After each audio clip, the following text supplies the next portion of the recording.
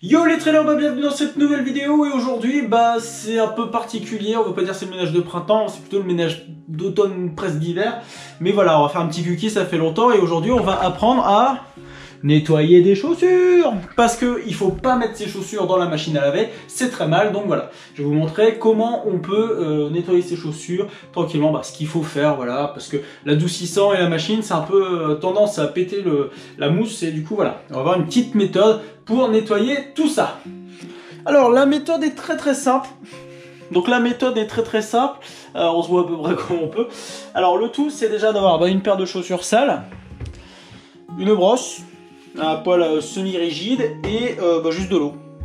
Alors ce qu'on va faire, c'est que on va prendre un petit filet d'eau tiède. Voilà. On met un petit bouchon dans son évier et on attend qu'il y ait à peu près une phalange de flotte dedans. Voilà. Alors l'eau chaude parce que ça permet de décrasser un peu plus facilement. Pas bien. Ensuite, je prends la dite chaussure. J'aurais pu plus la dégueulasser, mais c'était sur les hospitaliers, ça va.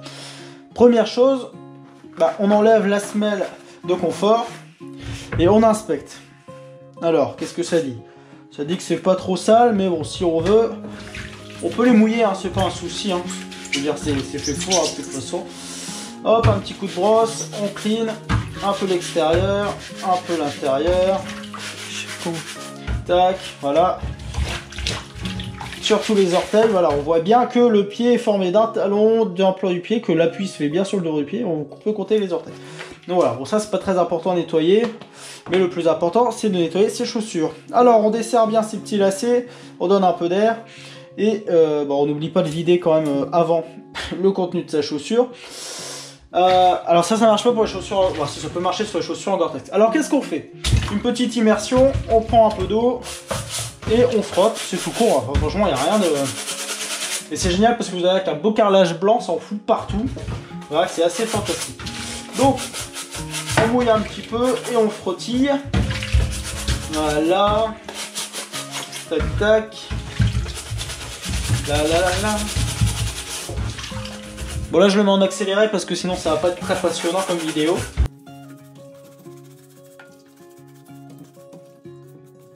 Et on n'oublie pas de le faire vers le bas, parce que comme je le dis, si vous le faites vers le haut, ça repart, on fait pas comme ça quoi. Parce que si vous faites ça, vous repeignez votre cuisine, enfin en l'occurrence ma cuisine, et si vous le faites vers le bas, ça va dans l'eau.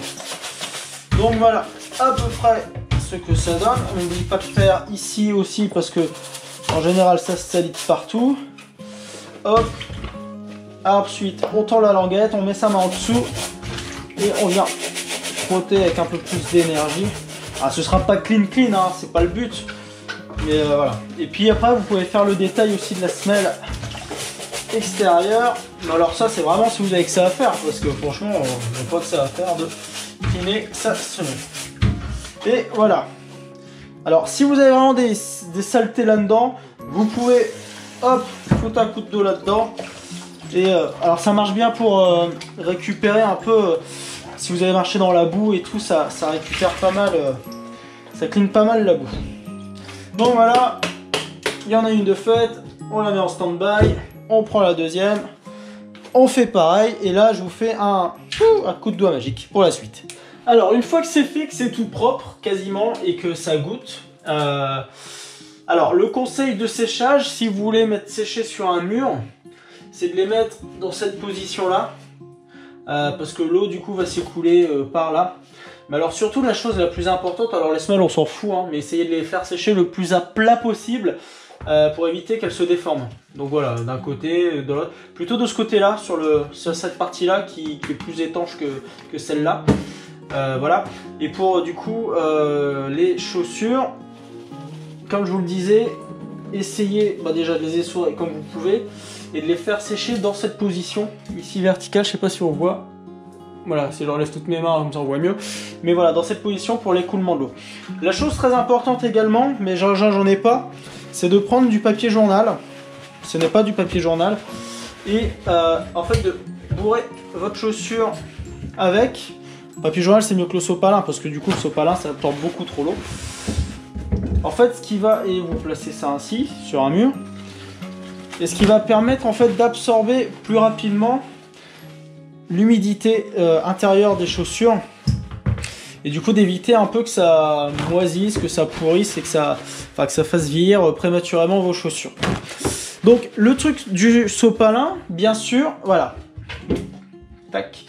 Le truc du sopalin, c'est important parce que si vous lavez pas vos chaussures tout de suite après votre course, parce qu'elles sont vraiment trop dégueulasses ou que vous avez autre chose à faire, n'hésitez pas à enlever les semelles, les mettre à sécher, mettre du papier journal dans vos chaussures et les mettre en stand-by en attendant de les nettoyer. Parce que c'est très important, c'est à ce moment-là où vos chaussures vont avoir tendance à pourrir ou à perdre de leur efficacité, c'est si elles restent dans leur bain. En fait. Bon, je dis pourrir, non, en fait c'est sûr que c'est juste que si vos mèches et tout ça se mettent à sécher de manière trop rapide ou enfin pas trop rapide, mais s'ils se mettent à pas sécher et tout ça, ça va vachement se fragiliser, ça peut créer des lésions. Donc voilà pour ce petit quickie nettoyage des chaussures. À plus tard, ciao.